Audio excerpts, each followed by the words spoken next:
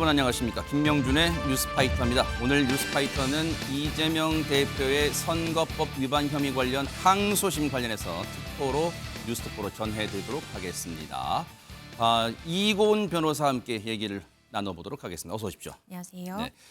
이 변호사님, 지금 이재명 대표의 항소심 선거법 위반 혐의 관련 선고가 이제 한 2시 조금 넘어서 이제 선고가 시작이 됐는데 지금 시각은 이제 3시 10분을 넘겼어요. 3시를 훌쩍 넘겼는데 물리적으로 보면 1시간이 넘겼어요. 혹시 이게 선고, 즉 이 판결문 낭독 시간이 유무죄 선고와 뭐 상관관계 그런 게 있습니까? 어떻습니까? 기본적으로 예를 들어서 이 피고인이 혐의 사실을 인정했다라고 하면 사실은 낭독 시간이 짧겠죠. 인정하기 때문에. 그런데 이재명 대표를 포함해서 예를 들어서 혐의를 부인하는 피고인 같은 경우에는 이 피고인이 혐의를 부인했음에도 불구하고 그에 반대되는 결론을 내놓을 때는 당연히 낭독 시간이 길 수밖에 없습니다. 판결문도 길고요. 네. 다만 긴 판결문에 대해서 얼마만큼 이 낭독을 하느냐는 사실 판사의 성향에 따라 조금 다르고요. 그래요? 네, 그렇습니다. 그래서 아마 오늘 지금 판결문 낭독이 계속해서 길어지고 있는 것은 1심과는 조금 다른 결론들이 있기 때문에 이 부분에 대해서 조금 상세히 설명하고자 하는 이유도 있을 것 같고요. 이어서 저희가 설명하겠지만 지금 계속해서 지금 판결 내용에 대해서 설명이 되고 있는데 1심 결론과는 좀 다른 부분들이 나오고 있습니다. 그래서 그렇게 판단한 이유들에 대해서 설명하고자 이 낭독 시간이 조금 길어지는 것이 아닌가 싶습니다.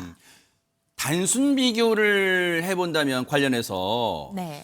1심 때 선거법 위반 혐의 관련 1심 때 걸렸던 이 판결까지 나오는 시간 걸렸던 시간 대략 어느 정도였던 왜냐하면 제가 그때 기억으로 이 정도까지 오래 걸렸다고는 생각지 않았거든요. 네, 어떻습니까? 제가 기억할 때 한 40분 정도 걸렸던 것 같은데요. 그래요? 네. 지금은 벌써 1시간이 넘어가니 네. 사실상 1심 때보다도 훨씬 더 많은 시간을 지금 이 판결 선고 그리고 내가 왜 이런 판결을 내렸는지에 대한 설명으로 할애하고 있는 것 같습니다. 네.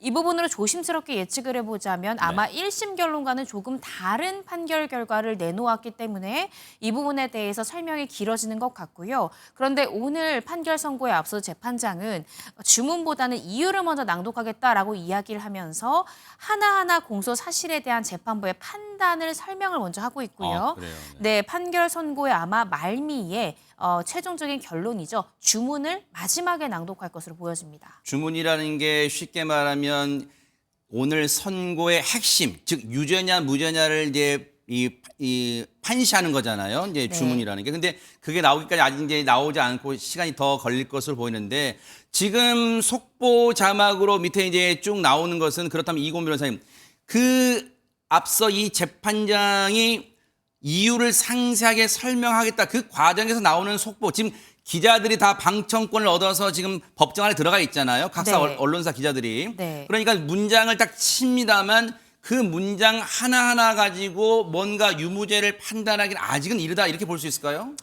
그런데 일단은요, 1심 결론과는 분명히 다른 부분들이 지금 나오고 있습니다. 지금까지 판결이 낭독된 부분들을 보면 일단은 1심에서는 이재명 대표의 고 김문기 처장 관련한 발언 중에 유죄가 선고된 부분이 있죠. 이 해외 출장 중에 이 이재명 대표가 고 김문기 처장과 함께 골프 친 사실이 없다라는 취지로 읽힐 수 있는 그 사진이 조작됐다라는 발언 관련해서는 유죄가 선고가 됐었는데요. 그랬었군요. 지금까지 선고 내용 나온 것을 보면 고 김문기 처장 관련한 이재명 대표의 모든 발언, 이 4개의 방송사에서 했던 모든 발언이 다 무죄로 지금 선고가 되고 있는 것 그래요? 같습니다. 네. 그렇다라고 한다면 골프를 친 사실이 없다라고 유죄가 나왔던 1심의 결론이 고 김문기 처장 관련해서 전부 무죄로 지금 바뀐 상황이고요. 아마 지금쯤이면 이 백현동 관련해서 국토부의 협박이 있었다라고 발언한 부분들에 대한 이 판결 선고가 이어지고 있는 중이 아닐까 싶습니다. 네.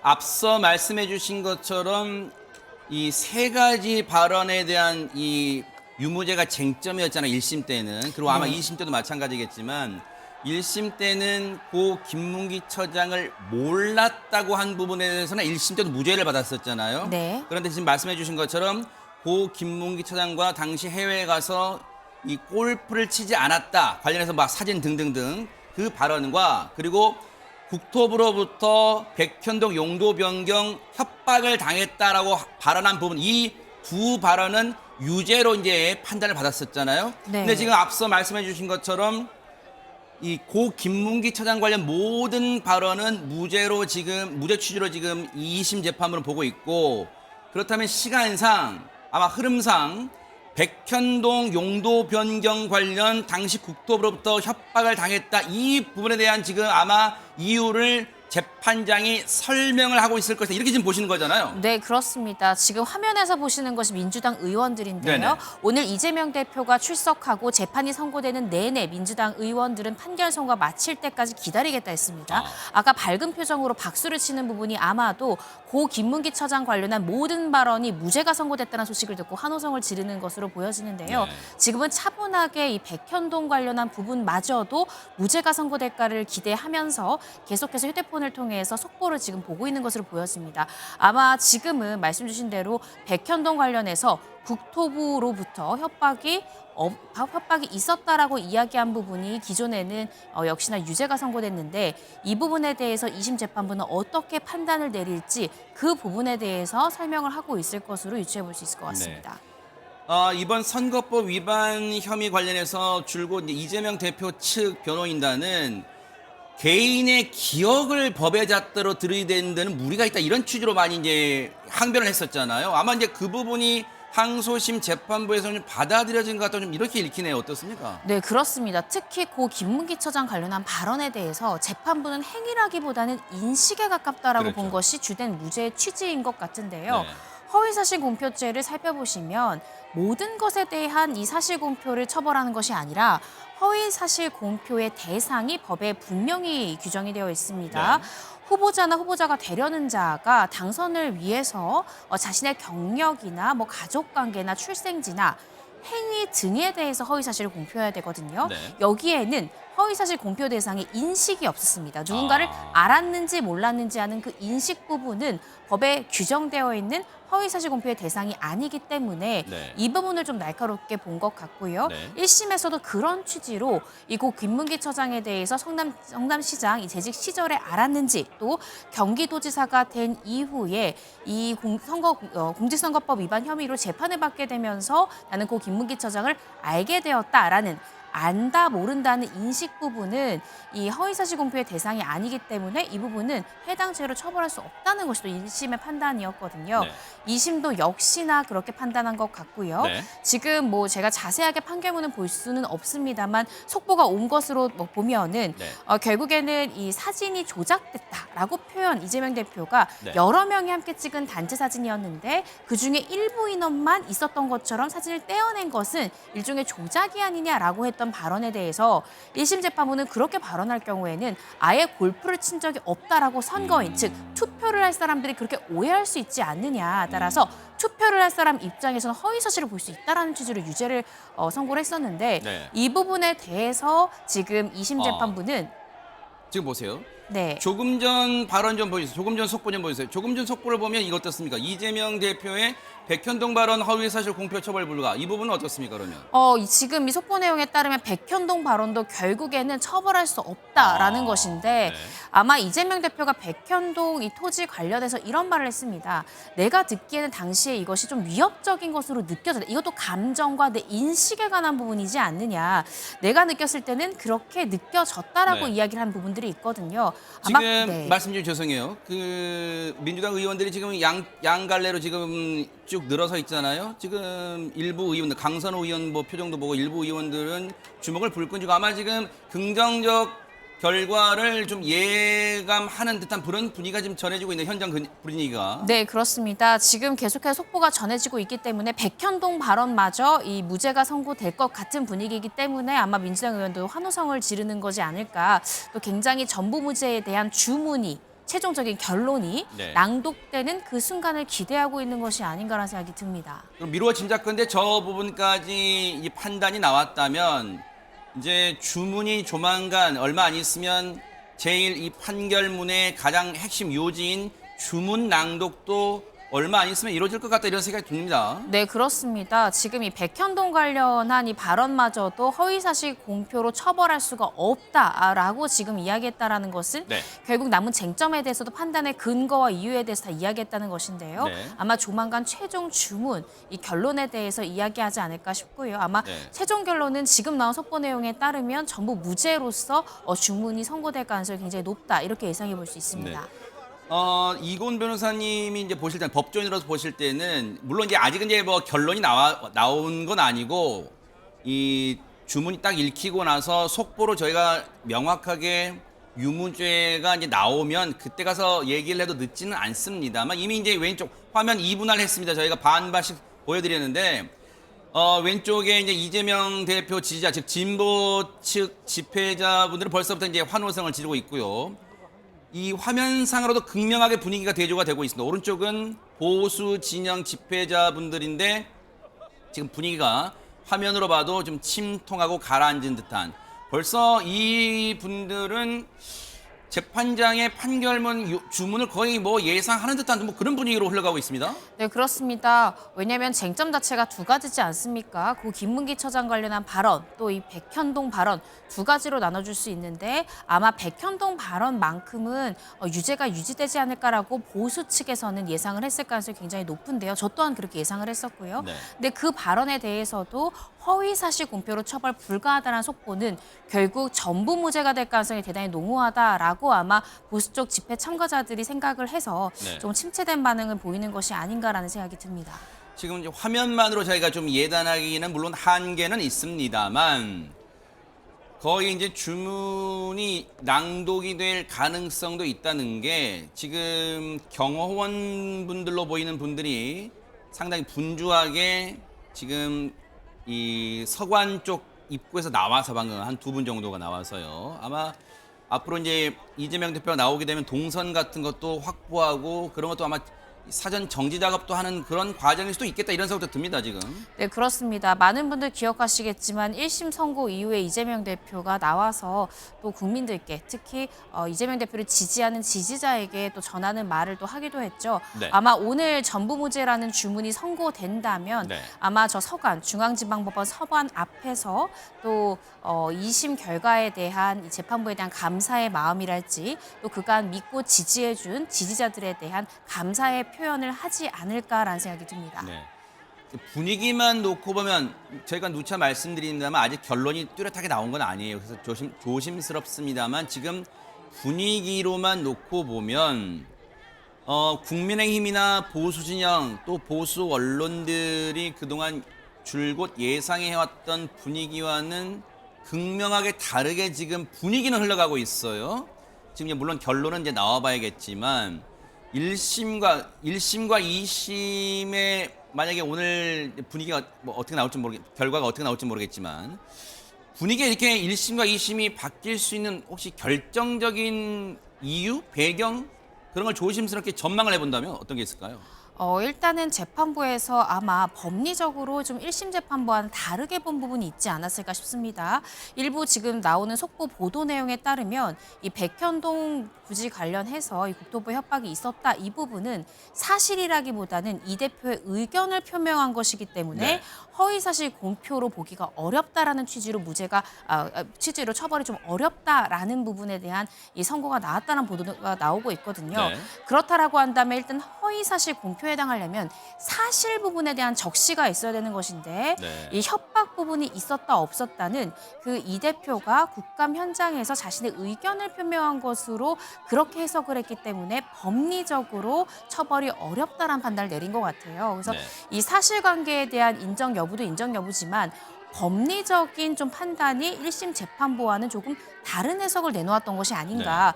그래서 지금 만약에 지금 현재 나오는 속보 내용에 따르면 전부 무죄가 될 가능성이 조심스럽지만 높을 것 같은데 그렇게 된다면 법리적인 이유로 결국에는 1심 재판과는 굉장히 다른 결론이 내놓을 가능성이 높지 않을까 싶습니다. 네.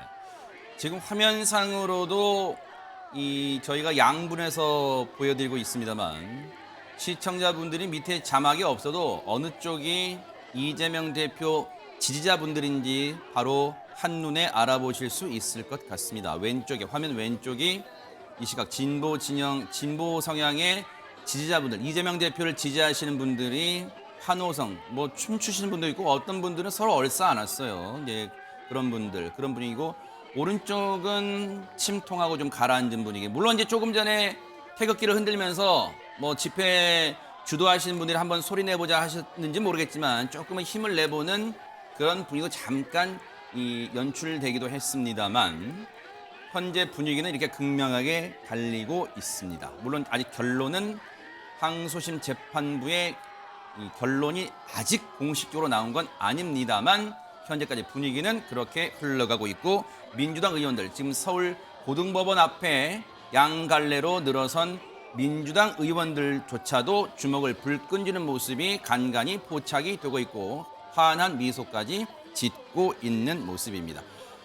근데 지금 백현동 발언까지 판단을 했단 말이에요. 네. 그런데 이제 주문 낭독까지 또 이렇게 오래 걸리는 또 그 대목이 어떤 시간이 필요한 걸까요? 어떻습니까? 이 백현동 관련해서는 1심에서의 판단과도 전혀 다른 판단을 내놓은 것으로 보이고요. 네. 아마 그 이유를 설명하고 있는 부분이 좀 시간이 많이 걸리는 것이 아닌가라는 생각이 듭니다. 네. 그런데 오늘 재판 결과 굉장히 중요하고요. 만약에 2심에서 예를 들어 전부무죄가 선고된다면 우리가 예상할 수 있는 한 가지가 있습니다. 뭘까요? 3심의 시간이 오래 걸릴 겁니다. 1심과 2심이 너무나도 상이한 결론 내놨기 그러네. 때문에 180도니까네. 그렇습니다. 그래서 물론 3개월의 기한을 준수해야 된다는 부분이 있지만 많은 분들 아시겠지만 강행 규정으로 되어 있지만 지키지 않은 법관들이 많지 않았습니까? 633 법칙. 네. 맞습니다. 그래서 1심과 2심의 결론이 같았다면 3심에서의 이 서면 심리 기간이 좀 짧았을 수 있는데요. 그런데 1심과 2심의 결과가 정말로 정반대로 나온 부분들이 많기 때문에 아마 대법원에서 숙고하는 시간이 상당 기간 걸리지 않을까. 그러니까 즉 확정될 때까지의 시간이 굉장히 오래 걸릴 가능성이 좀 높아졌다. 이런 부분은 우리가 한번 예상해 볼 수 있을 것 같습니다. 일단 이재명 대표 입장에서는 물론 이제 법원의 모습, 이 법정 내부의 모습은 아마 이제 저희 MBN 취재 기자를 비롯해서 각 언론사 기자들이 아마 그 부분까지도 오늘 저녁 종합뉴스에 또 전해야 되니까 아마 지금 이재명 대표의 표정 같은 것도 세심하게 관찰하고 있을 거란 말이에요. 아마 그 부분까지 녹여낼 거예요. 그 전달을 해야 될 것 같은데 그리고 반대로 검찰의 입장, 검찰의 표정도 뭔가도 앞으로 기사를 통해서 전해질 것 같은데 저녁 종합뉴스 시간에요. 근데 물론 지금 안의 상황은 법정 내부 상황은 어떻게 흘러갈지 예단하기, 뭐 단정하기는 어렵습니다만 지금 이제 잠시 뒤면은 이재명 대표 오늘 각 언론들이 거의 대동소이하게 이재명 대표 운명의 날이라고 이제 제목을 많이 붙였단 말이에요. 네. 어쨌든 오늘 운명 이재명 대표가 스스로 돌파를 할지 아니면 또 어떤 뭐 반전의 결과 또 주문 낭독 때 나올지는 모르겠습니다만 어쨌든 오늘 굉장히 제 주변 분들도 오늘 이상하게 장사하시는 분들이 일이 손에 안 잡힌다 이런 말씀하실 정도로 전 국민적 관심이 여기에 쏠렸다 해도 과언이 아닐 것 같습니다. 네, 그렇습니다. 오늘 판결 결과가 이재명 대표의 정치적 생명을 결정하는 날이다. 이렇게 이야기가 나올 정도로 굉장히 중요한 이 선고 날이었습니다. 만약에 지금 흐름대로 간다라고 하면 우리가 예상해 볼 수 있는 것은 전부 무죄가 선고될 가능성이 높을 것 같다라고 예상해 볼 수 있는데요. 네. 그렇다라고 한다면 이재명 대표에게 그동안 피선거권 박탈이랄지 의원직 부분에서 문제가 될 수 있는 그런 리스크로부터 모두 벗어나게 되는 것이죠. 그렇다라고 한다면 만약에 윤석열 대통령의 탄핵 심판의 결론이 네. 화면으로 결정되어서 조기 대선이 열린다라고 하면 이재명 대표가 조금은 안정적으로 조기 대선에 임할 수 있게 되겠습니다. 그래서 네. 아마 이러한 부분들 때문에 또 이재명 대표를 지지하시는 분들이 오늘 정말 손에 일이 안 잡힌다. 네. 오늘이 정말 중요한 날이다라고 생각해서 긴장의 끈을 놓지 않으신 것 같고요. 네. 오늘 만약에 전부무죄가 선고된다면 아마 이재명 대표는 조금 더 탄탄하게 이 조기 대선 준비에 임하지 않을까라는 예상을 조심스럽게 해봅니다. 물론 조심스러운 전망입니다. 조기 대선이라는 단어는 뭐 이제 특히 국민의힘 입장에서는 뭐 금기어다, 네. 금기어다시피 하고 있으니까요. 근데 이 부분은 어떻게 지금 속보 나온 자막 있잖아요, 이건 변호사님. 네. 법원이 요거 읽어볼게요. 용도지역 변경은 아마 백현동 용도지역 변경 말하는 것 같아요. 네. 국토부가 요청한 것이다. 성남시가 응했을 뿐이다. 응한 것이다. 이건 어떤 의미입니까? 해석 좀 부탁드릴게요. 네, 그러니까 결과적으로 백현동 관련해서 공소제기가 됐던 취지는 백현동 부지의 용도 지역이 변경된 데는 국토부의 협박, 압박 때문에 성남시가 응할 수밖에 없었다라는 것이 이재명 대표가 국감장에서 얘기했던 것이거든요. 그런데 그와 관련해서 이제 국토부 직원이랄지 또 공무원들이 출석해서 우리가 협박한 적은 없었다라고 이야기를 했습니다. 네. 그래서 1심에서는 그 부분에 대해서 국토부에서 협박이 없었기 때문에 허위 사실을 발언한 것이다라고 봤는데요. 그런데 지금 2심 재판부에서는 협박이라고까지는 아니지만 어찌됐던 사실관계를 보면 국토부가 요구를 해서 성남시가 이에 응해서 변경된 거지 않느냐. 즉 협박과 압박과 요구 이것은 어떻게 생각하면 제가 예상하기로는 이재명 대표의 개인적인 감정과 인식일 수 있으니 그렇지만 사실관계 자체를 보자면 국토부가 먼저 요청해서 성남시가 응한 그 부분은 사실관계가 맞기 때문에 그 요청의 강도나 이런 것은 본인의 의견 감정, 인식 이것에 불과한 것이 아니냐라는 취지의 판단이 아닌가 조심스럽게 예측을 해봅니다. 협박이란 단어를 썼지만 그건 지금 말씀해 주신 것처럼 당시 이재명 성남시장의 어떤 느낌, 인식의 영역이기 때문에 그걸 법에 잣도록 허위 발언했다고 볼 수 없다. 아마 지금 그렇게 해석했던 이 말씀이시잖아요. 네, 그렇습니다. 네. 그건 이재명 대표의 의견을 표명한 것이지 사실관계에 대한 표명이 아니기 때문에 이 부분을 허위 사실 공표로는 처벌할 수 없다라고 본 것으로 읽힙니다. 앞서 저희가 그런 얘기 했었잖아요. 지금 재판정 내에 많은 기자들, MBN 취재기자 비롯해서 기자들이 들어가서 재판정 분위기도 아마 계속 메모를 할 텐데 조금 전에 이재명 대표 관련해서 이제 속보가 하나 나왔어요. 이재명 대표가 눈을 감고 재판장의 이 낭독 설명을 듣는 중이다. 근데 여러분들 아시겠지만 이재명 대표도 변호사 출신이니까 쭉 그 재판장이 이유를 낭독하는 걸 들으면서 머릿속으로는 뭔가 판단이 설 거 아니에요. 어떻습니까? 그렇겠죠. 이야기를 들으면 전반적인 이 구성 요건에 대한 판단 부분을 들으면 이재명 대표는 변호사기 때문에 대번 재판부가 지금 무죄 취지구나 혹은 유죄 취지구나 하는 것이 분명히 이해가 될 것입니다. 근데 네. 눈을 감고 듣는다라는 거는 이 현장에는 사실 많은 이 기자들이 함께 있지 않습니까? 이재명 대표의 표정, 발언, 태도 이런 것들에 대해서 또 실시간 속보가 나갈 수 있는 부분이기 때문에 그렇죠. 눈을 감고 차분하게 재판부의 판단을 경청하는 태도를 취하는 것 같고요. 네. 아마 지금까지 들었다면 이재명 대표도 법조인이기 때문에 재판부의 전체 결론이 어떻게 그려지겠구나 이 정도의 예상은 충분히 가능하지 않을까라는 생각이 듭니다. 이렇게 되면 반대로 이 대목도 궁금해지는 대목 아닐까요? 아마 이제 기자들이 검찰 측의 표정도 살필 거란 말이에요. 왜냐하면 같은 재판장이 지금 쭉 이유를 설명하고 있으니까 동일 사안에 대해서 이재명 대표는 눈 감고 재판부 설명을 듣는 중이라고 나오지만 검찰 측도 어떤 표정 변화, 미묘한 표정이나 그런 게 좀 감지될 수 있잖아요. 기자들의 눈에는 어떻습니까?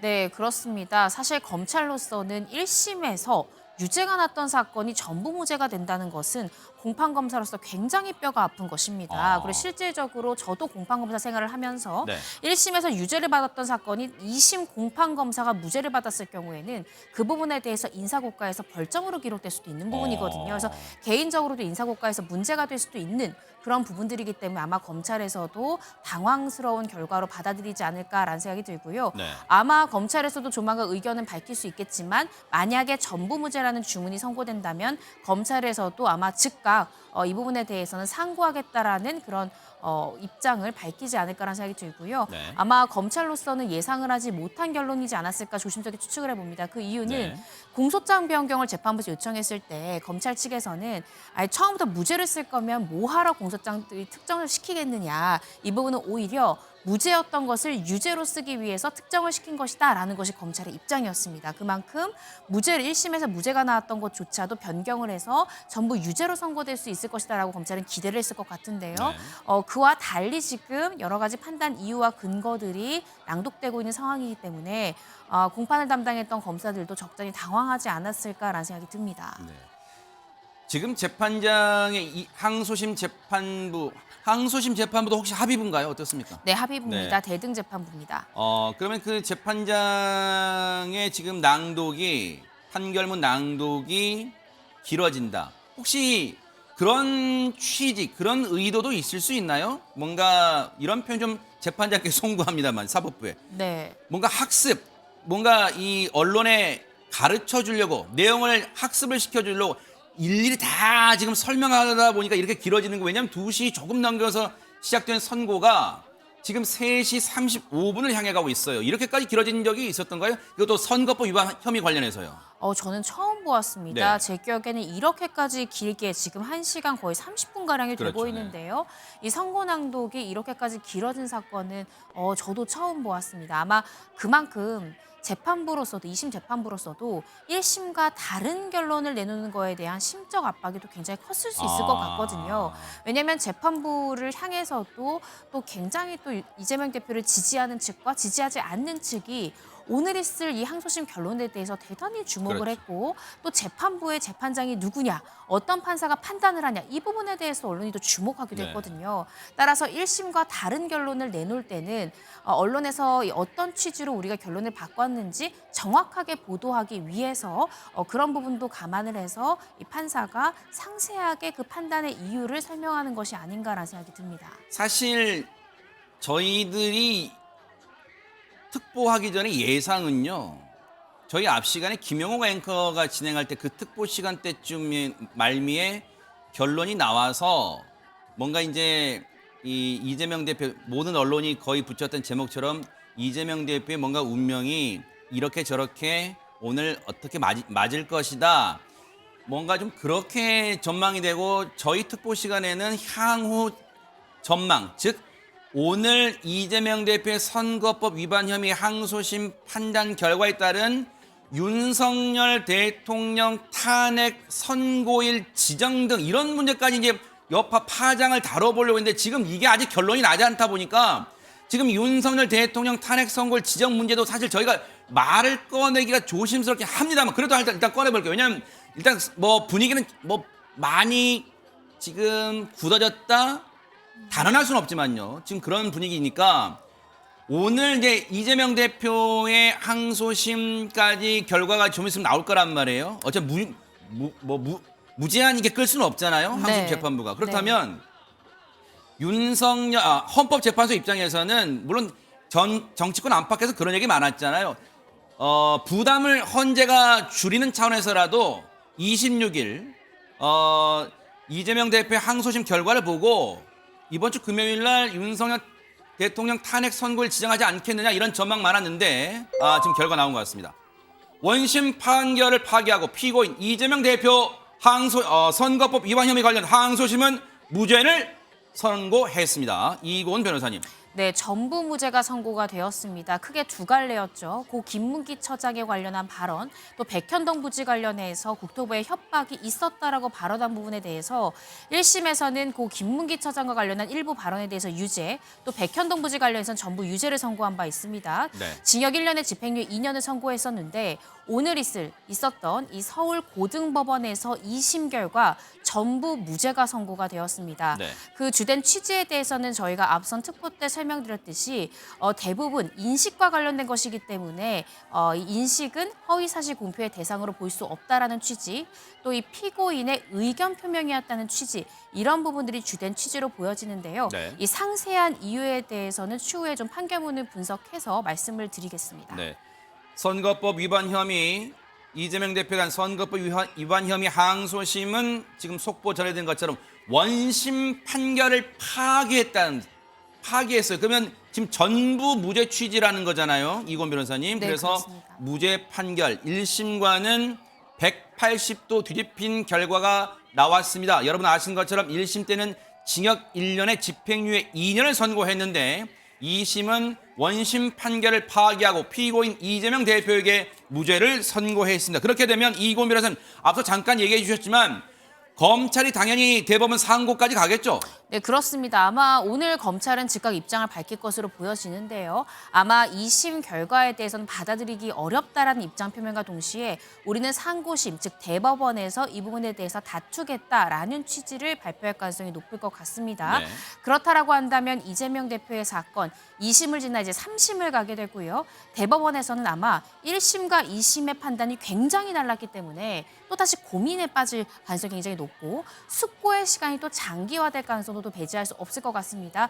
그렇지만 오늘 아마 검찰은 상고를 하겠다라는 의사를 밝힐 가능성이 대단히 높지 않을까 생각이 듭니다. 우리 이제 그런 표현을 쓰잖아요, 이건 변호사님. 대법원은 사실심이 아니라 법률심이다, 그런 표현을 쓰잖아요. 그래서 과연 법률 적용을 잘 했는지 여부를 대법원은 이제 들여다본다, 뭐 그런 표현을 쓰는데, 그렇다면 1심과 2심의 판결이 180도 다르다. 그렇다면 대법원의 앞으로의 상고심 판단 때 핵심 관전 포인트는 과연 1심 재판부가 선거법 위반 혐의에 들이댄 법의 잣대, 법률 잣대와 항소심 재판부가 들이댄 법률 잣대가 과연 어느 쪽이 올바랐는지, 적절했는지 그걸 따져보는 건가요? 어떻습니까? 네, 그렇습니다. 아마 법리 부분에 대해서 잘못된 판단이 있었는지 위주로 볼 텐데요.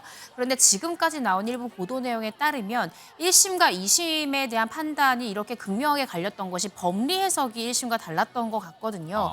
그렇다라고 한다면 3심에서는 또 충분히 법리에 대한 새로운 판단이 나올 수도 있기 때문에 오늘 이제 무죄 판단이 나왔지만 또 3심에서는 법리적으로 더 굉장히 상세하게 들여다볼 수 있습니다. 그래서 1심과 2심의 판단이 계속 동일한 취지로 갔다고 하면 조금 더 안정적으로 3심 결과를 예상해 볼 수 있겠지만 1심과 2심 판단이 굉장히 달랐기 때문에 대법원의 법리 판단이 어떻게 또 변경될지 이 부분은 조금 더 지켜봐야 될 것 같습니다.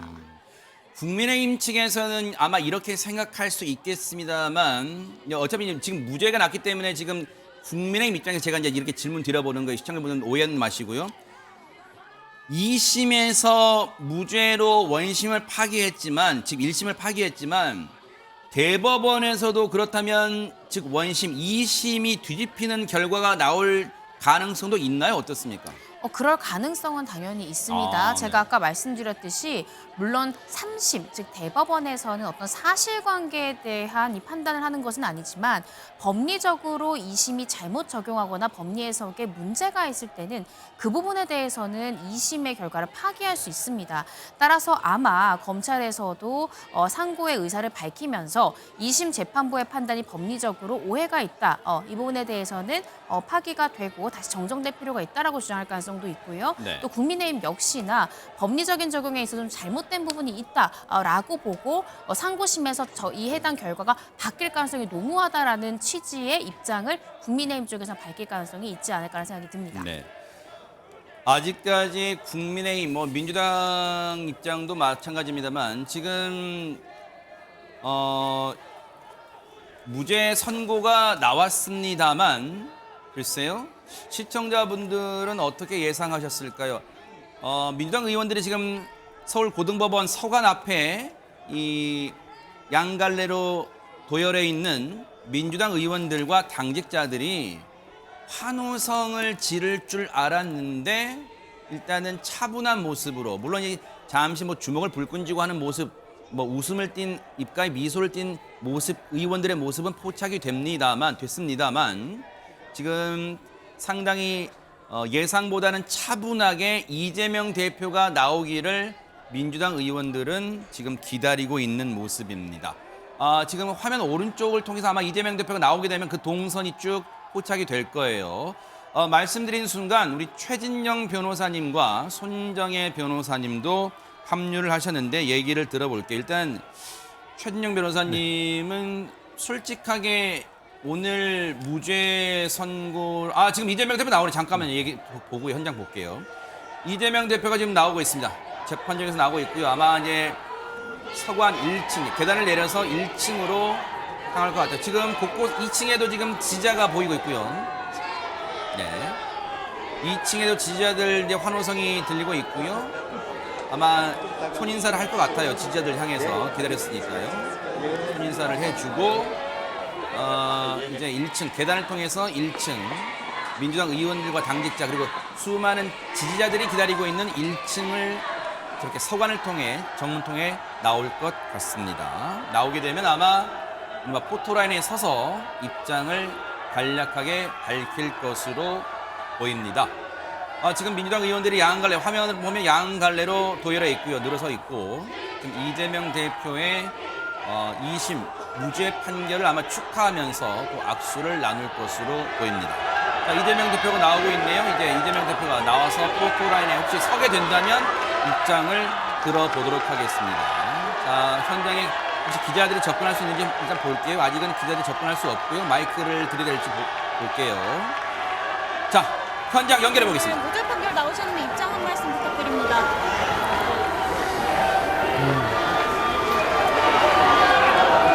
진실과 정의에 기반해서 제대로 된 판결을 해주신 재판부에 먼저 감사드립니다.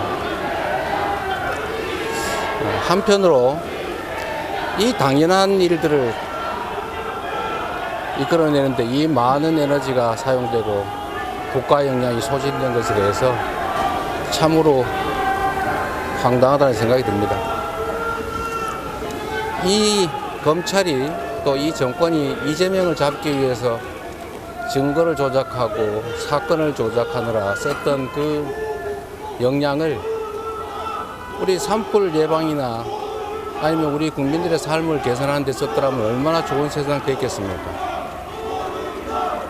지금 이 순간에도 이 많은 사람들이 이 일에 관심을 가지고 이렇게 모여 있는데 사실 이 순간에도 어딘가에 산불은 번져가고 누군가는 죽어가고 경제는 망가지고 있지 않습니까?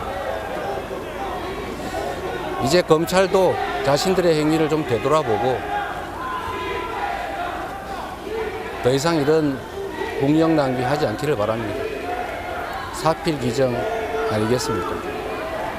네. 그동안 법적 공방으로 인한 정치적 부담 어떻게 해소하실 계획이세요? 김문기 처장과 백현우 관련방은 전부 다 무죄에 나왔는데 어떻게 보십니까? 이번 판결 대권 도전에 어떤 영향 미칠 걸로 보십니까?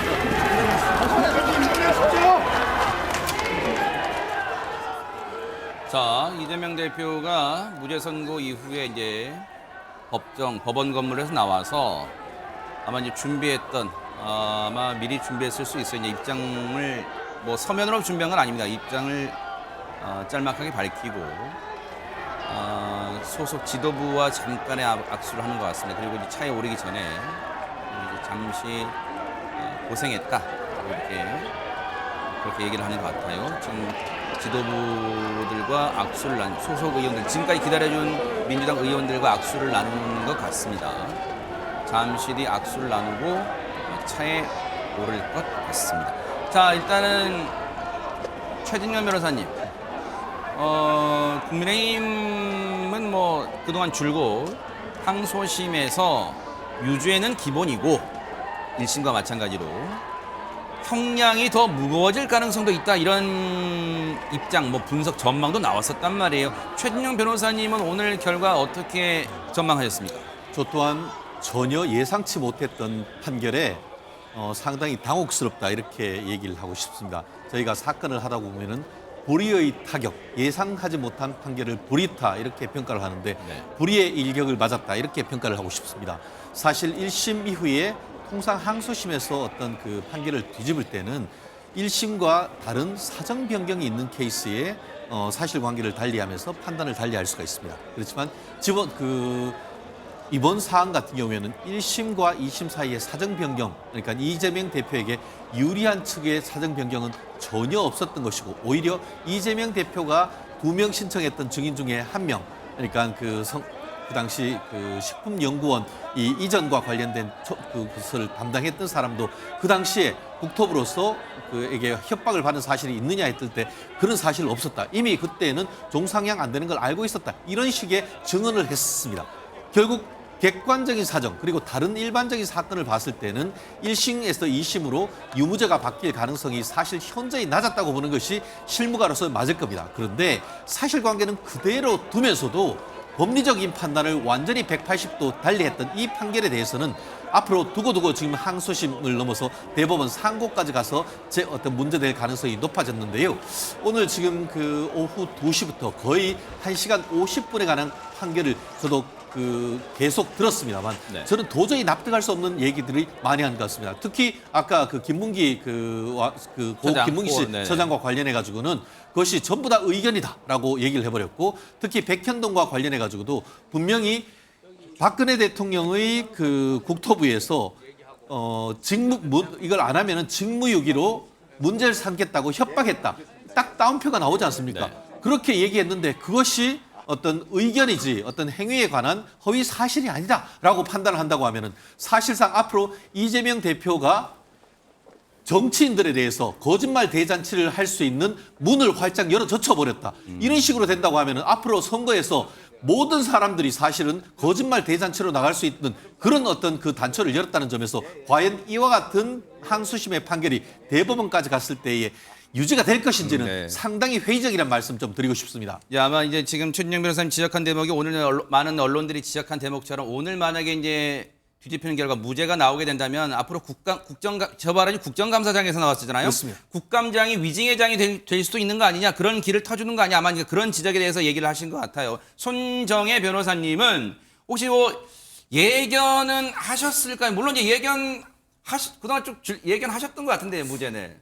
일부 무죄 가능성은 있어 보였습니다. 특히 공수사실 특정과 관련해서 골프친 발언에 대한 특정과 구체적인 방송에 대한 행위별로 좀 정리를 하라는 재판부의 어떤 성명이 있었기 때문에 네. 다소 불명확하거나 이 부분과 관련해서 의견 표명이라고 할 가능성이라든가 이 구체적인 허위 인식이 없다라고 인식해서 무죄가 나올 것은 예견하는 분들이 있을 수 있었을 텐데 백현동 전체가 무죄 가능성이 있다라고 보기는 다소 어려운 지점도 있었습니다. 그럼에도 불구하고 전부 무죄가 나왔다는 오늘의 어떤 주요 요지를 살펴봤을 때는 1심에서는 전체적인 발언의 맥락을 종합했을 때 허위로 볼 여지에 대한 유권자들에 대한 판단을 굉장히 중요하게 판단한 반면 2심에서는 개별 발언마다 피고인에게 애매할 때는 유리하게 해석하는 원칙에 따라서 좀 더 항소심에서 유무죄 입증의 엄격한 증명을 그 검사에게 입증 책임을 요구한 것으로 보입니다. 다소 그러니까 허위 사실과 관련해서 의견 표명이냐 사실 표명이냐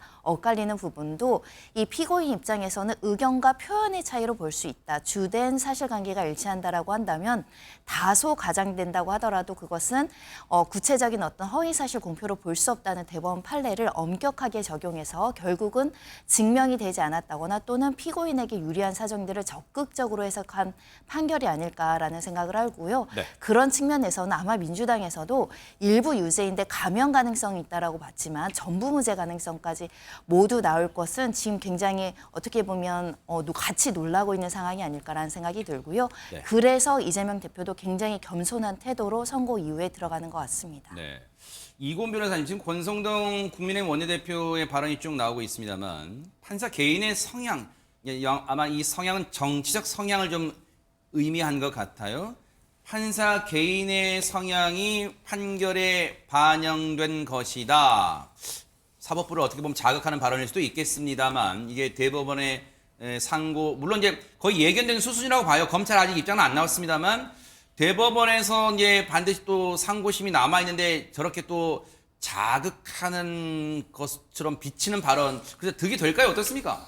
아마 이 판결을 바라보는 것이 이재명 대표의 지지자도 있겠지만 또 이 국민의힘을 지지하는 지지자들도 이 결과에 실망했을 가능성이 있습니다. 그래서 권성동 원내대표도 그런 이제 지지자들을 향해서 오늘 결과에 실망하지 않고 이 대법원에서도 또 판단이 달라질 수 있는 가능성이 있다라는 점을 좀 강조하기 위해서 오늘 있었던 판결은 이 판사 개인의 성향에 뭐 어떤 기인한 것 같다라는 취지의 이야기를 한 것 같은데요. 저도 이 선 변호사님 의견에 조금 더 보탠다면 저도 오늘 아침까지 방송에서도 2심 결과가 어떻게 나올 것인가의 부분에 대한 예상에 있어서 고 김문기 처장 관련해서는 이 결과의 변동 가능성이 있을 수 있지만 백현동 토지 관련한 이 협박 관련한 발언은 지금 이 최진영 변호사님이 지적해 주셨듯이 2명의 증인을 이재명 대표가 신청했는데 그 증인조차 1심의 취지에서 전혀 벗어나지 않는 발언을 했습니다. 즉 협박이 없었거나 모르겠다라는 취지의 즉 검찰 측 주장에 힘을 보태는 증언들이 나왔었거든요. 그렇기 때문에 백현동 관련한 발언은 유지가 그대로 유지될 가능성이 높다라고 저도 예상을 했었는데 이마저도 무죄가 나왔다는 점에서 저조차도 예상하지 못했던 결론이다라는 생각이 들고요. 그렇기 때문에 더욱더 3심의 결과를 좀 더 지켜봐야 될 필요성은 있을 것 같습니다. 그러면 최진영 변호사님, 이렇게 되면요. 정치권의 관심이 글쎄요. 오늘 오후 2시 서울 고등법원에 쏠렸던 이제 시선이 헌법재판소로 쏠릴 가능성이 커진 게 아직까지 헌법재판소가 윤석열 대통령에 대한 탄핵 선고일을 지정하지 않았어요. 근데 그동안 정치권 안팎에서는 헌재가 부담을 줄이는 차원에서라도 오늘 이재명 대표의 선거법 위반 항소심 결과를 지켜본 다음에 선고일을 지정할 가능성이 높지 않겠느냐 이런 전망이 우세했는데 일단 오늘 항소심 결과는 무죄가 나왔어요. 혹시 헌법재판소 이 업무 시간이 오후 6시까지잖아요. 혹시 그 안에 선고일 지정이 나올 가능성은 어떻습니까? 저는 그럴 가능성은 사실 거의 없다라고 봅니다. 실제 저도 그런 조금 전에 그런 취지의 문자도 받긴 바라는 것 같은데요. 오늘 그 헌법재판 그 서울고등법원의 판결은 네. 한마디로 정리를 한다고 하면은 적법 절차를 아주 강하게 인정했는 사안이다. 무슨 말씀이냐? 의심스럽지만 확신이 안 들면은 의심스러울 때는 피고인의 이익으로 인두비오 프로레오 형사상 가장 기본 원칙인 아무리 99명의 유죄 피고인을 석방한다 하더라도 피고인 죄 없는 한 사람을 처벌해서는 안 된다라는 그 판결에 정말 충실했던 교과서적인 판결이다 이렇게 생각을 합니다. 그렇다고 하면은 이 판결 취지대로 한다고 하면은 그 판결은 그대로 헌법재판소에도 적용될 가능성이 높습니다. 네. 그 말씀은 뭐냐면은 네. 적법 절차 보장 명확하게 입증되지 않았다라고 한다고 하면은 무죄를 선고해야 된다는 그 취지로 된다고 하면은 마치 엊그제 있었던 한덕수 국무총리 권한 대행에서 두 분이 적법 절차 위반으로 각하해야 된다는 판결을 했지 않습니까? 네. 그 취지로 한다고 하면은 윤석열 대통령과 관련해 가지고도 검수완박에 따른 검찰청의 검찰 작성 증거 조서의 어떤 증거 능력 문제라든가 아니면은 탄핵했던 소추 의안에 대해서 그것을 처리하는 과정에서 본회의 의결을 거쳐야 한다든가 이런 부분을 적법 절차를 강화해야 된다는 그 논리로 이어질 수 있습니다. 그렇게 되면은 결론적으로 했을 때 항소심에서도 이재명 대표가 바로 지금 어떻게 보면 정치적으로 부활을 했다. 그런 지금 기사가 나오는 반면에 네. 더 헌법재판소에서도 빠른 시간 내에 물론 결정될지 여부는 저도 단정할 수는 없습니다만 네. 오히려 이번 주보다는 조금 뒤로 미뤄지되 적법 절차를 강조해야 한다는 이 취지를 헌법재판소에 그대로 적용한다고 하면은 윤석열 대통령에 대한 그 선고도 윤 대통령 측이 바라는 쪽에 좀 더 가깝게 나오는데 영향을 미칠 가능성 배제하지 못한다고 봅니다. 손정혜 변호사님께 질문 하나 던져보고 우리가 이제 준비한 다른 얘기로 가볼게요. 오늘 많은 언론들이 여러 가지 분석 시나리오를 썼더라고요. 오늘 이제 오후 6시가 아마 이제 헌법재판소의 이제 업무 시간이잖아요. 6시 끝나는데 그 전에 선고일이 지정이 안 되면 보통 선고를 준비하는데 이틀이 걸리기 때문에 이번 주 금요일 선고는 물 건너갈 가능성이 높다. 그러면 다음 주 월요일 즉 3월을 넘기지 않을 요량으로 3월 31일 날 선고일을 지정할 수도 있지 않느냐 이런 이 전망에 대해서는 그렇게 되면 주말 사이에 보안을 유지하기가 어렵다. 또 이런 전망이 셈법이 많아요. 그래서 4월 선고 유력하다 이런 얘기 나온단 말이에요, 지금. 그렇습니다. 다소 예상보다 늦어지고 있는 상황이라고 보이고요. 3월 31일 그리고 4월 4일 선고도 어떻게 보면 열려있는 상황이 아닐까 생각이 들고요. 오늘 이재명 대표에 대한 선고 이후에 지정할 것이라는 예측이 현실화되어 있고 그리고 예측대로 만약에 수요일 날 저녁이라도 이제 선고 일자를 통지한다면 금요일에 선고할 것인데 이미 사실은 업무 시간이 거의 다 종료되는 시점에 다다르고 있기 때문에 사실상 31일 이후로 넘어가는 거 아니냐 이런 예측도 가능한 상황으로 보입니다. 네. 자, 이재명 대표의 선거법 위반 혐의 관련 항소심 결과는 이어지는 뉴스와이드 그리고 저녁 종합뉴스에서 더 자세히 뉴스7에서 더 자세히 전해드리도록 할게요.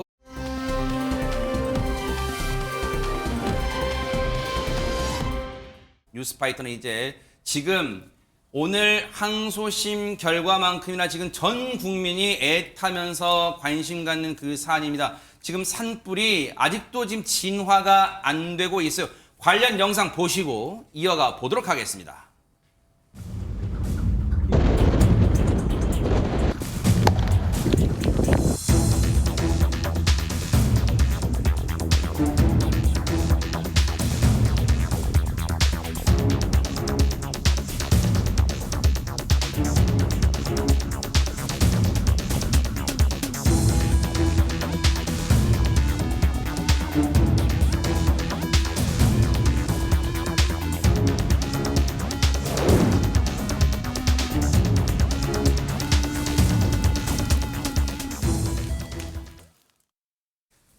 너무너무 안타깝습니다. 지금 경상북도 이쪽에 지금 산불이 그리고 지금 이 동해안 쪽에 따라서 산불이 전국적으로 지금 많은 지로 번지고 있고 잦아들기는커녕 강풍을 타고 계속해서 번지는 상황이에요. 그러다 보니까 지금 피해도 늘어나고 있고 인명 피해조차 지금 커진 상황입니다.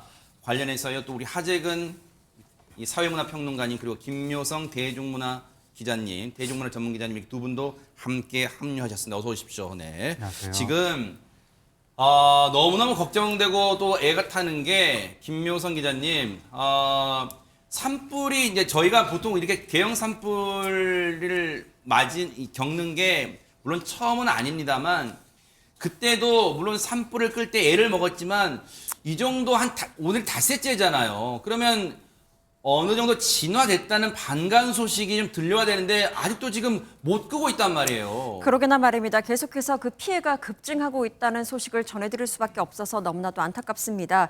특히 경북 의성 지역에서 이 시작된 산불은요. 안동을 거쳐서 청송, 영양, 영덕까지 계속해서 확산하고 있는 추세입니다. 시뻘건 불길 보세요, 세상에. 네, 아유. 경북 동북부 대부분이 지금 산불에 고립이 되면서 인명 피해가 속출하고 있는데요. 네. 사실 어제 밤까지만 해도 사망자가 18명. 이 수준도 굉장한 큰 피해죠. 그런데 네. 오늘 12시 기준으로 보면 22명까지 늘었습니다. 그러니까 뭐 진화 헬기 한 대가 산불 진화 중에 또 추락까지 하면서 사고가 발생했고 사망자가 안타까워요. 발생을 한 바 있고 네. 또 경북 안동에서도 사망자가 또 늘어나면서 안타깝게도 계속해서 사상자가 늘어나고 있는 추세입니다. 아니 근데 이제 애가 타면서도 시청자분들 이제 저 지역에 안 계신 또 이제 전국의 많은 시청자분들, 국민분들은 걱정하는 마음에 그런 생각하시잖아요. 손정희면서 아니 대체 왜 이렇게 불길이 안 잡히는 걸까? 이유가 뭘까? 막 걱정하시잖아요. 그렇습니다. 사실 기존의 예측 방법보다는 훨씬 더 지금 가파르게 산불이 이제 넓게 확산되고 있기 때문에 사실 쉽지 않은 상황이다. 역대 최악의 산불이 될 것이다라는 관측이 나오고 있는 세상에. 상황인데요. 다행히도 그래도 울산 울주군 같은 경우는 오늘 오전에 주부를 잡았다라고 합니다. 다행히 진화율이 98% 올라갔다라고 하고요. 경남 산청 산불도 높은 진화율로 90%를 보이고 있는데 네. 문제는 경북 의성의 진화율이 68%에 그치고 있기 때문에 일단 주불도 지금 잡히지 않고 있는 실정이라는 것이고요. 네. 의성 산불이 어젯밤에 굉장히 이제 풍속 27m에 달하는 강한 바람이 불었다고 알려지면서 27m요? 네, 불길이 계속적으로 번지고 있다라고 하고요. 그렇기 때문에 산불 영향 구역을 추산할지 못할 정도로 빠르게 확산하는 것이 가장 문제이다라고 이제 지적이 되고 있는데 세상에. 문제는 유네스코 세계 문화유산이죠. 안동 하회마을 코앞까지 지금 불길이 치솟고 있는 상황이고 특히 의성 산불뿐만 아니라요. 이 경남 산청 산불 역시 지리산 국립공원까지 번져 있는 상황이기 때문에 이 불씨들이 어디로 갈지 지금 예측하기가 어렵기 때문에 일단 국무총리도 오늘 이런 발표를 했습니다. 역대 최악의 산불이고 기존의 예측 방법과 예상 뛰어넘는 양상으로 산불이 지금 전개되고 있는 만큼 심각한 최악의 상황을 가정하고 강력하게 대응하자 이렇게 밝히기도 했습니다. 세상에 지금 역대 최악의 산불 기록을 갈아치우고 있다는 거 아니에요, 세상에. 이게 괴물 산불이라고 불린다는 거예요.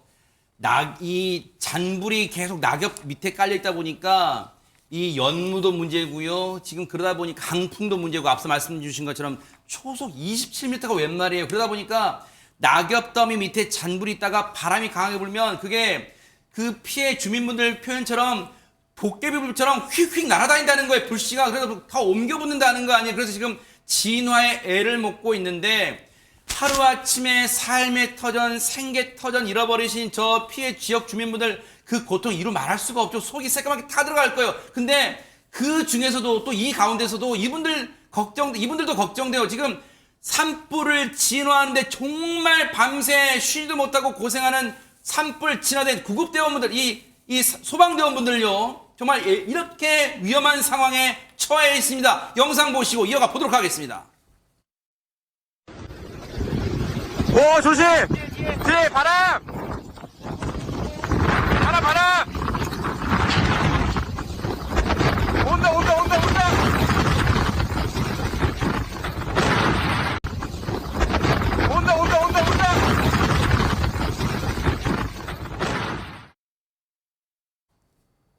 세상에 보세요.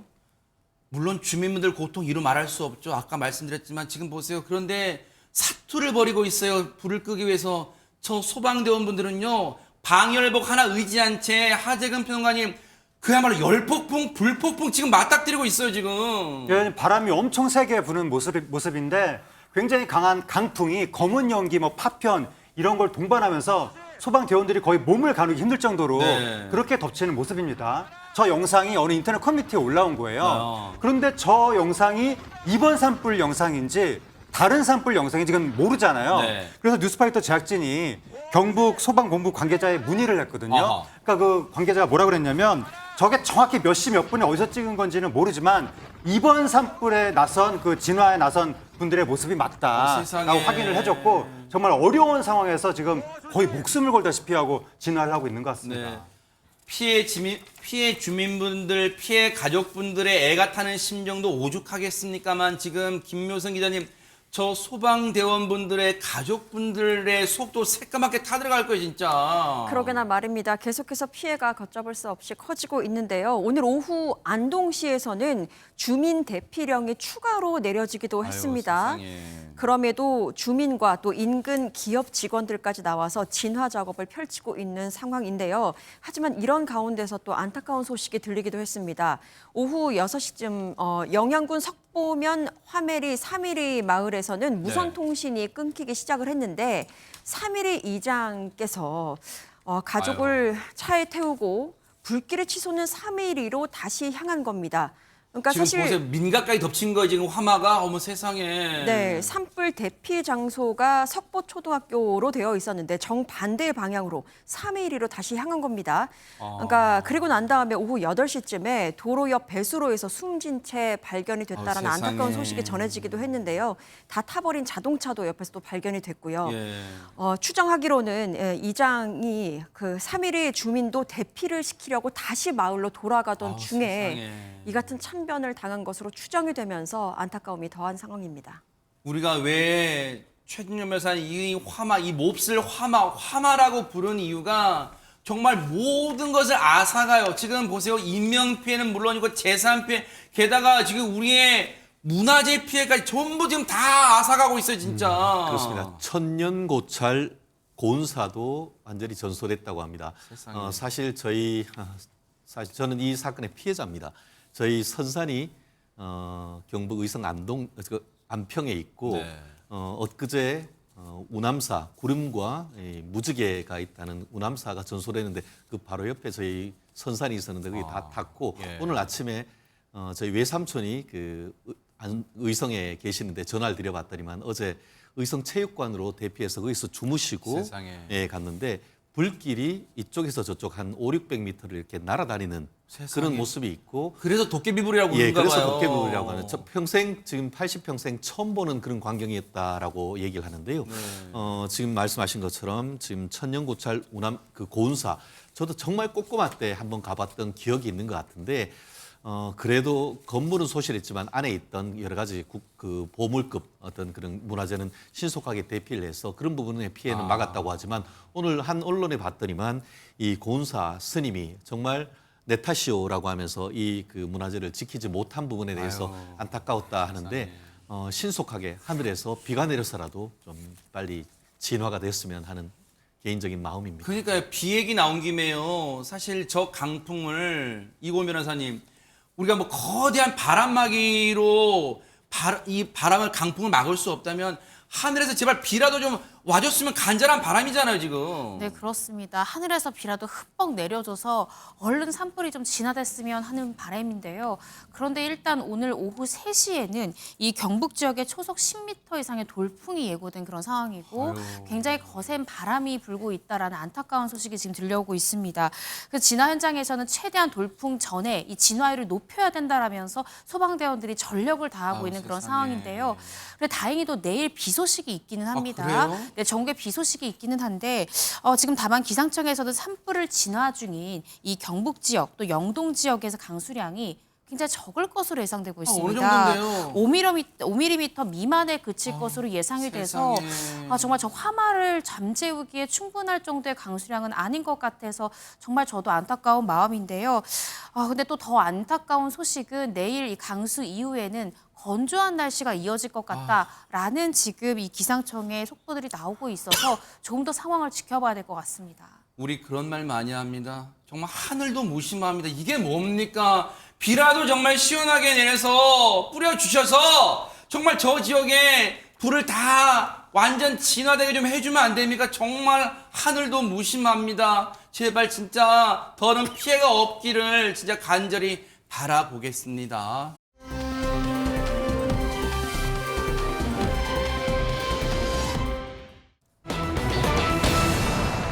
자, 주 7일 일하던 가장의 비극 여러분, 서울의 그 강동의 싱크홀 사고, 정말 기가 막힌 사고 얘기 들으셨잖아요. 근데 그 안타까운 후속 얘기가 들려오고 있습니다. 김묘성 기자님. 네, 지금 소개해드릴 30대 남성은요, 아버지가 돌아가신 후에 어머니와 여동생을 돌보면서 실질적인 가장 역할을 해오던 분이었습니다. 생계를 위해서 낮에는 회사에 다녔고요, 또 밤에는 부업으로 배달을 다니면서 일주일에 단 하루도 쉬지 않고 일을 했습니다. 세상에. 이 남성은 그제도 회사 일을 마친 다음에 배달 일을 하려고 이동을 하려던 중에 강동구의 한 도로를 건너게 됩니다. 지나게 되는데요. 이때 비극이 벌어지고 말았죠. 당시 상황이 담긴 영상 보시겠습니다. 네. 도로가 순식간에 무너져 내리면서 앞서 달리던 SUV 차량이 튕겨져 나오고요. 뒤따르던 오토바이는 그대로 추락을 합니다. 세상에. 잠시 뒤에 인근 도로와 인도가 또다시 무너지면서 나무가 쓰러지고요. 현장에 있던 경찰관들이 놀라서 대피를 하는데요.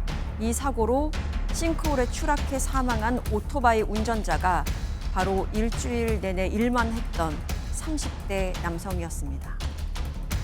저렇게 순식간에 뜻하지 않은 정말 예상하지 누가 저렇게 저런 거대한 땅꺼짐 사고가 일어날 줄 누가 알고 저기를 갔겠어요. 차를 몰고 오토바이를 몰고 갔겠어요. 세상에. 그런데 밤새 구조 작업을 벌였지만 끝내 찾지 못하고 이 30대 배달원 가장은요. 싸늘한 죽음으로 발견이 됐습니다. 얼마나 가족분들 비통할까요? 얘기 들어보시고 이어가 보도록 하겠습니다. 아버님 돌아가셨고 열심히 살라고 엄마랑 노동자서 근데 갑자기 이렇게 돼버리니까 좀 안타깝지. 좀 생계를 위해서 오토바이 배달 일을 하셨다고. 다른 일 있었지만 그게 좀 안 되다 보니까 생계를 위해서 어쨌든 살아야 되죠.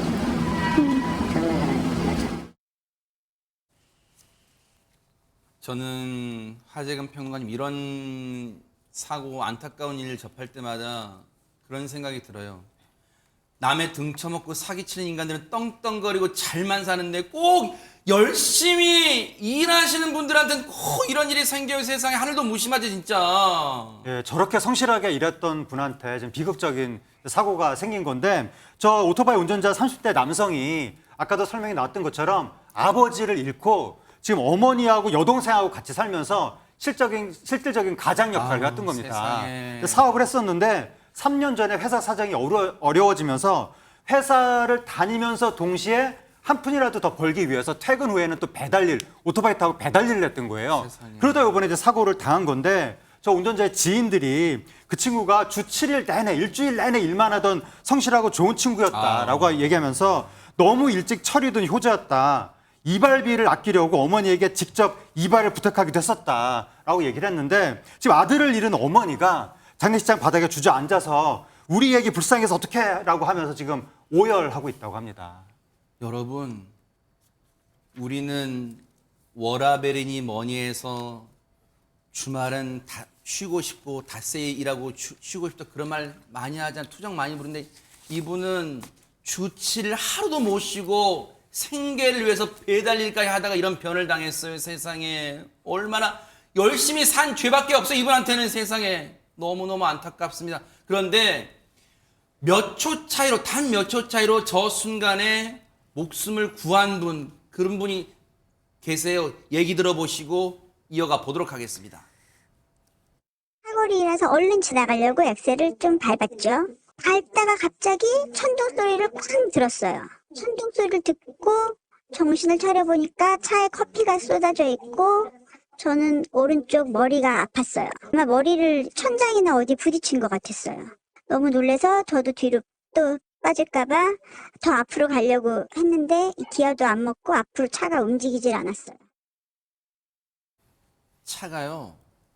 완전히 바퀴 이쪽 차체 자체가 흉측하게 흉물로 움직이지도 못할 정도로 고장이 나 있었어요. 그런데 이고 변호사님, 하마터면 저 운전자분도 차량에서 빨리 구조가 안 됐으면 추가적으로 또 붕괴 위험도 있었어요. 네, 그렇습니다. 그래서 10초 정도 정신을 잃으셨다고 해요. 정신을 잃고 정신을 딱 차려보니까 차가 기어도 안 먹고 앞으로 갈 수도 없어서 창문으로 겨우 빠져나오셨다라고 합니다. 세상에. 그리고 이 SUV 차량 운전자가 한 말이 이 브레이크를 밟을 틈도 없이 사고가 발생했다, 이렇게 신병을 밝혔고요. 다행히 차를 멈추지 않고 계속 밟은 덕분에 추락을 피할 수 있었다라고 이야기했습니다. 특히나 이 사고가 난 싱크홀이 발생된 이 지점이요, 매일 이 운전자의 출퇴근길이었다고 해요. 그래서 이날도 일을 마치고 가는 길에 갑작스럽게 정말 천둥 번개와 같은 일이 발생했고 너무나도 깜짝 놀랐다고 하고요. 현재 머리며 다리며 허리며 많이 다치어서 병원에서 치료를 받고 있는 중이라고 합니다. 치료도 치료지만 앞으로 사고 후유증 트라우마에 또 시달리지 않을까 걱정되는데, 손정희 변호사님, 저희가 애초 사고 났을 때도 그런 문제 짚었습니다만 전조 증상이라는 것도 주변에 있었을 것으로 보이는데 지금 막지는 못해서, 어쨌든 지금 사고 원인 정밀 조사가 이루어지고 있을 것 같은데 원인은 밝혀냈을까요? 여러 가지로 추정해 볼 수 있습니다. 이 사고 발생 지점이요, 9호선 지하철 공사가 진행 중이었던 구간이었습니다. 그러다 보니까 그 당시에 현장 작업자들이 작업을 하다가 이 물이 샌다라고 싱크홀 조짐이 보이자 대피하기도 했다라고 알려지고 있는데요. 일단 서울시에 따르면 그래서 지난해 12월에 사고 현장에 대해서 특별 점검을 했다라고 알려지고 있습니다. 지표 투과 레이더 탐사 결과까지 진행을 했고 그 당시에는 이상이 없다라는 결과로 평가가 됐다라고 하는데요. 이달 초부터 이 싱크홀 지점 인근 주유소 바닥에서 균열이 생긴다라는 민원도 있었다라고 알려지고 있고요. 이래서 서울시에서 정밀 검사를 실시 중에 있었다고 합니다. 그런데 그 검사 중에 이런 사고가 발생했다라고 하고요. 네.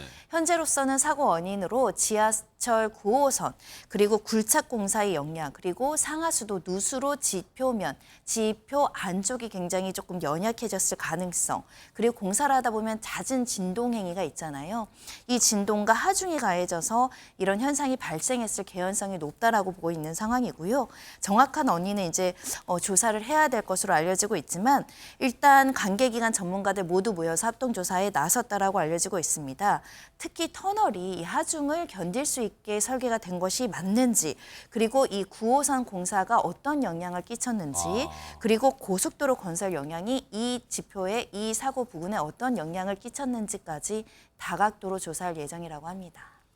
저 땅꺼짐 사고로 앞서 그 일주일 내내 배달 일을 하던 30대 가장 그분은요, 수십 미터 아래로 추락했고 하필 상수도가 파열되고 토사까지 흘러내리면서 수십 미터 아래에 매몰된 상태라 구조대원분들이 구조하는데도 쉽지가 않은 바람에 발견, 이른바 골든타임을 너무 지나버렸어요. 너무너무 안타까워요. 세상에 열심히 일한 죄밖에 없는 이분 정말 너무너무 안타깝고요.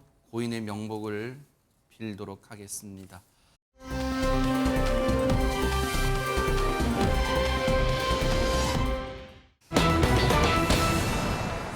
제목 보세요. 뭔가 7억인 줄 알았는데 30 무슨 복권 얘기하는 걸까요? 김묘선 기자님, 이건 무슨 얘기예요? 네, 복권이랑은 전혀 상관없는 이야기입니다. 누군가 몰래 훔친 금액, 그 돈에 대한 이야기인데요. 네?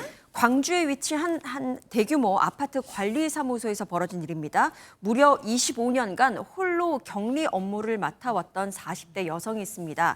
이 여성이 이달 초에 관리비와 장기수선 충당금 등 공금 7억여 원을 빼돌리고 잠적했다라는 소식 뉴스파이터에서도 전해드린 적이 있는데요. 그렇죠. 기억나네요. 이제 보니까. 네, 가족들조차도 이 여성이 어디 있는지 행방을 전혀 모르는 상태였고 일각에서는 공범이 있는 것 아닐까 혹은 해외로 도주한 것은 아닐까 의심이 되는 상황이기도 했는데 네. 최근에 경찰들이 이 직원을 결국 찾아냈습니다. 아하. 경기도 부천시의 한 길거리에서 무려 잠적 16일 만에 이 여성을 긴급 체포했습니다.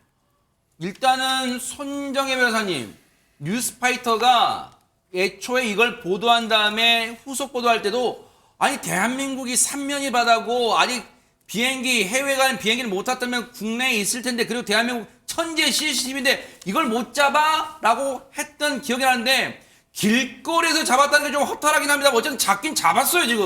네, 다행입니다. 그런데 다행인가요? 불행인가요? 처음에 지난 5일에 이 직원이 잠적을 하고 출근을 하지 않아서 고소장을 접수하면서 네. 피해액이 7억이다 이렇게 이제 알려지고 있지 않았습니까? 그랬었죠. 그런데 아파트 주민들이 자체 조사를 했습니다. 진짜 7억이 아니었고요. 30억의 피해가 달하는 것을 지금 확인하고 있다라고 하고요. 뭐라고요?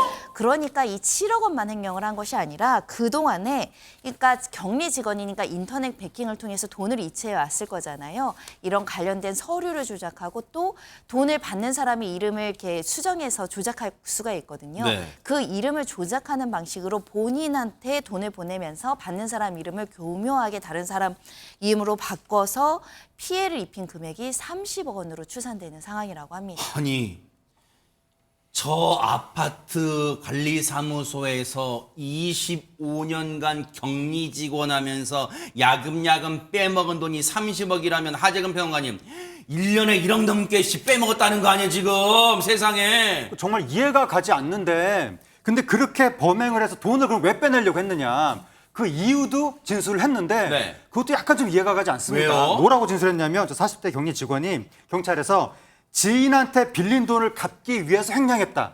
이렇게 진술했다고 하는 말이 거예요. 돼요 그게? 근데 무슨 사업하는 사람도 아니고 직장 다니는 한 개인이 그러니까요. 지인한테 30억을 빌린다는 게 말이 되는가. 어허. 그래서 뉴스파이터 제작진이 경찰한테 확인을 했는데 네. 지금 아직까지 정확하게 얼마를 그래서 빌려서 갚았다는 건지 네. 그건 확인되지 않았다고 합니다. 허허. 근데 지금 내막으로 확인이 돼야 되겠지만 네. 만약에 정말 자기 빚을 갚으려고 했다고 하더라도 네. 자기 빚 갚으려고 남의 돈에 손을 대서 아하. 수많은 사람들한테 피해를 끼친 네. 그런 사건이 될 것 같습니다. 근데 보세요. 지금 이런 생각이 들어요. 일단 이고은 변호사님. 빚 갚는데 다 썼다. 이 말인즉슨 지금 이 사람 수중에 거의 없다. 지금 이 점을 강조하고 싶은가 봐요. 근데 애초에 이 사건 발단됐을 때 도망갔을 때는 7억 정도 챙겨갔다고 지금 나왔었잖아요. 근데 그동안 야금야금 빼먹은 합치니까 30억이고 혹시 이 거액을 그 짧은 기간에 어디에 숨겨놨을 가능성은 없어요? 나중에 교도소 몇 년 살고 나오면 이거 다 내 거야. 혹시 그런 생각 가지고 있는 거 아닐까요? 그러니까요. 계좌를 좀 추적해봐야 될 것 같습니다. 아하. 왜냐하면 이 받는 사람의 이름을 교묘하게 바꿨다라는 것은 결국에 이체를 했다라는 것인데 네. 그렇다라고 한다면 이체받은 계좌의 연결 계좌를 계속해서 추적해본다면 어떻게 사용했는지가 더욱더 명쾌하게 드러날 것 같은데요. 네. 아마 수사를 통해서 이런 부분 밝혀질 것 같습니다.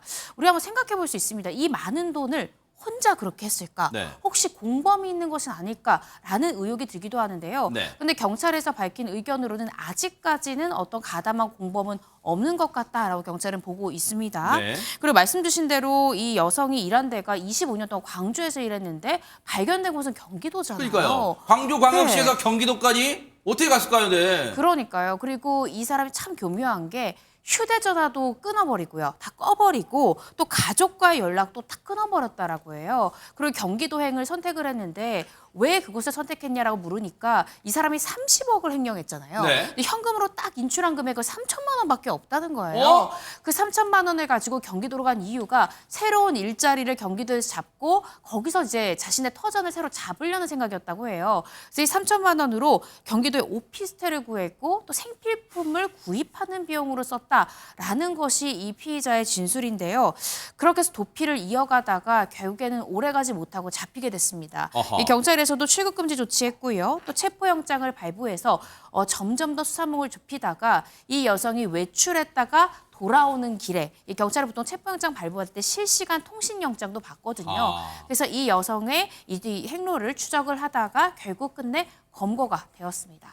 조력자가 있는지는 이제 밝혀내면 될 일인데 최준영 변호사님 아까 말씀드린 것처럼 잡고 봤더니 이 몹쓸 여성한테 돈 횡령한 거 가로챈 거 어딨어요? 물어봤더니 수중에 780만 원밖에 없대요. 이거 어디 밭에다가 묻어두고 산에다가 묻어두고 한 거 아니에요 진짜? 네, 지금 현재로서는 수사를 해야 될 포인트가 바로 그것 아니겠습니까? 어허. 경제범죄는 가장 중요한 것이 피해 회복을 위해서 그 횡령하거나 사기친 돈을 찾는 것이 가장 중요한 건데 지금 말씀하신 것처럼 회수했는 돈은 30억 중에 780만 원뿐. 실제 현금으로 빼가지고 인출하고 오피스텔을 구한 돈이 3천만 원이라고 하니까 30억에 기껏 그렇게 해서 구속됐는데 자기가 쓴 돈은 3천만 원도 안 된 거 보면은 약간 코미디 같은 부분이 아닌가 싶은데요. 네. 그런데 중요한 건 이제 그 긴급 체포하고 구속영장까지 해서 구속했습니다. 네. 더 중요한 건 아까 얘기한 것처럼 나머지 재산 보전인데요.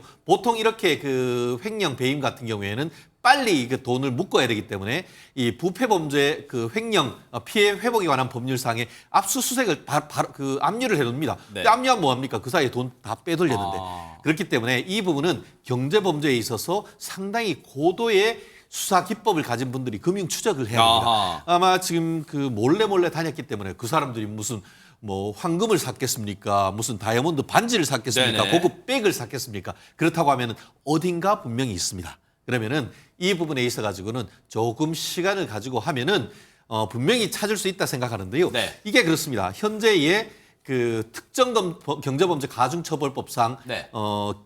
업무상 횡령이 되는데 왜냐하면 피해 금액이 5억 원이 넘으니까 네. 그러면은 현재 양형 기준에 따르면은 이게 피해 회복 다 하고 잘못했습니다 하면은 한 징역 한 2년 내지 3년 정도가 선고될 수가 있지만 딱 잡아떼고 끝까지 버틴다 하면은 경우에 따라서는 가중돼서 징역 실형 5, 6년까지 선고될 수 있습니다.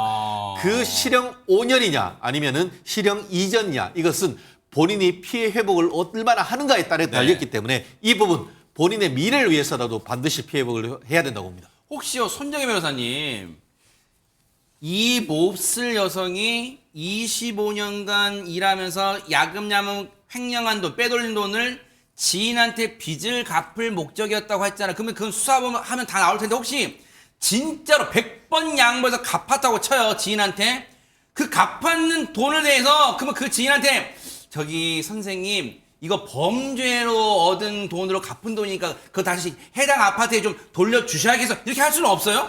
우리나라에는 범죄 수익 은닉 규제법이라는 게 있습니다. 이 범죄 수익을 통해서 본인이 변제받은 점을 알았다고 한다면 같이 이 부분을 이제 추징해낼 수 있는데요. 다만 내가 알았다라고 자백할 가능성은 굉장히 어렵겠죠. 그런 측면에서는 실질적으로 범죄 수익이 흘러간 특정인이 있는지도 조사의 대상이 되고 특정인과 이 사람의 관계나 그동안에 했던 대화들도 끊임없이 조사를 해 나가야 되는 사건이 아닐까라는 생각이 들고요. 특히 만약에 오랜 기간 이 사람의 급여는 뻔한데 너무 다액이 건네지잖아요. 그렇죠. 그럼 충분히 이 행위를 알고 또 공모하거나 방조했을 가능성도 열어두고 수사를 해야 되지 않을까 생각이 들고요. 네.